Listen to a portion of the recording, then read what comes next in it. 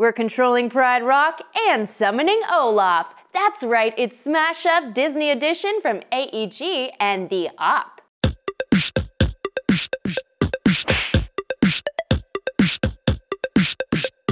In this animated edition of the hit competitive base-breaking game, 2 to 4 players assemble factions of Disney characters, vying for the happiest ending. Aww. Using their characters to control various bases, the players will earn victory points. The first player to have 15 or more victory points at the end of a turn wins the game. Setup begins with faction selection. Smash Up Disney Edition comes with 8 factions, each from a famous film: Aladdin, Beauty and the Beast, Big Hero 6, Frozen, The Lion King, Mulan, Tim Burton's The Nightmare Before Christmas, and Wreck-It Ralph. Players take their 2 favorite of these factions and smash them together, shuffling their cards into a single deck. Page 17 and 18 of the rules have a suggestion for first-time players, including good faction pairings and general tips for play.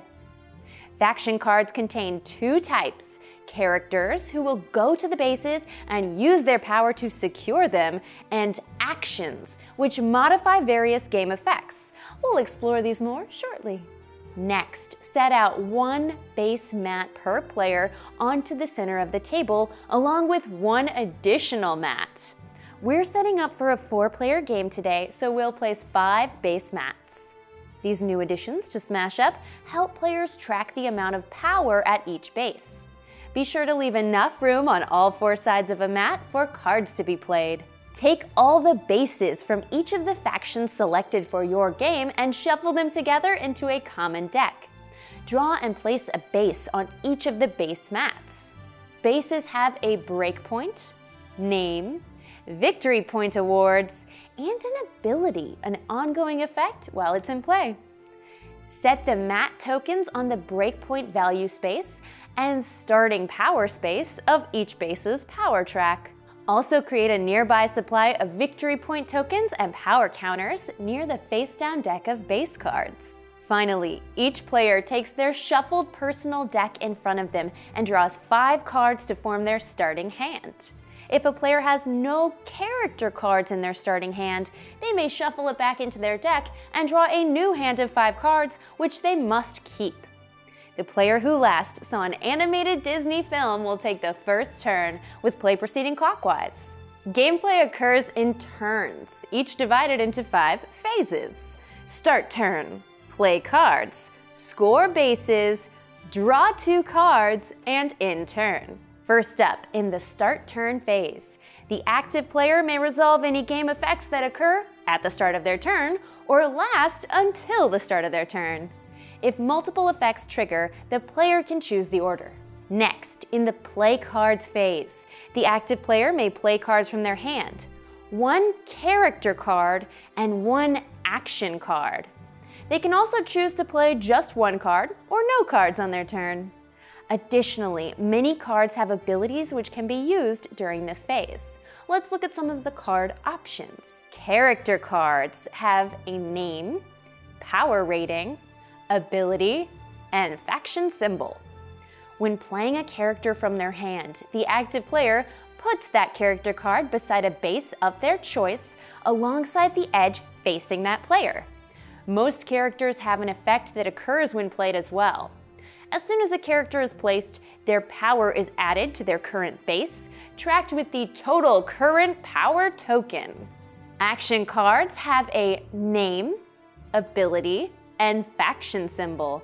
When played, the action cards are placed in a certain location based on their ability text, either next to a base, next to a character, or discarded after its effects are resolved.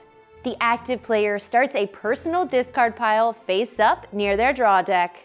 When drawing cards in the future, if their deck is empty, the player will shuffle their discard pile into a new draw deck.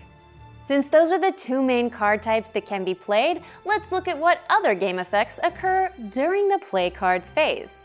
Abilities on cards come in 4 types. On play, which occur when first played from their hand onto the table. Ongoing, which occur once their conditions are met. If a card with an ongoing ability is discarded, its effect stops as well. Special, which occur at unusual times as listed on the card. These effects can even occur during other players' turns. And talent abilities, which can be activated once per turn during this phase. After the active player has played up to their 2 cards for this turn, play moves to the score bases phase, where players check all the bases to see if the current power has equaled or exceeded the breakpoint. In that case, any abilities that occur before a base is scored are resolved. If these effects cause the power to be lowered below the breakpoint, the base is still going to score. Nothing can stop it from scoring once the breakpoint is met. Victory points are then awarded to the players who have the highest totals contributing to the power track. Victory points on the card are listed in award order, 1st, 2nd, and 3rd. A 4th player receives no points, and if the game has less than 3 players, no one scores the 3rd place award. A player must have at least 1 character or 1 power on a base to receive any victory points. A number of order of operations rules might come into play at this time. See page 8 and 9 in the rulebook if you're unsure of the timing. Additionally, if 2 or more players are tied for an award, they both receive the highest position they achieved. For example, if 3 players had 12, 12, and 4 power on a base when it scored, the 2 12-pointers would get the 1st place award, and the 4 power holder would get the 3rd place award. All cards on the base are then discarded back to their owner's discard piles, and the base is put into a discard pile next to the base deck. Draw a new base from the base deck to replace it and reset the mat tokens. Once all bases have been checked for potential scoring, play moves to the Draw 2 Cards step, where the active player draws 2 cards from their deck. Again, if their draw deck is empty, they'll shuffle their discard into a new deck.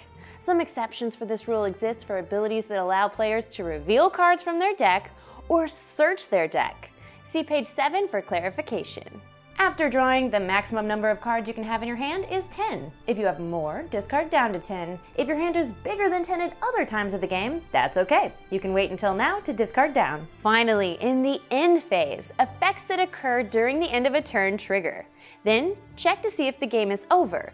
If any player has reached or exceeded 15 victory points at the end of a turn, the player with the most victory points wins the game. In the case of a tie, the game resumes with a new turn. No victory sharing here. And that's the basics of Smash Up Disney Edition.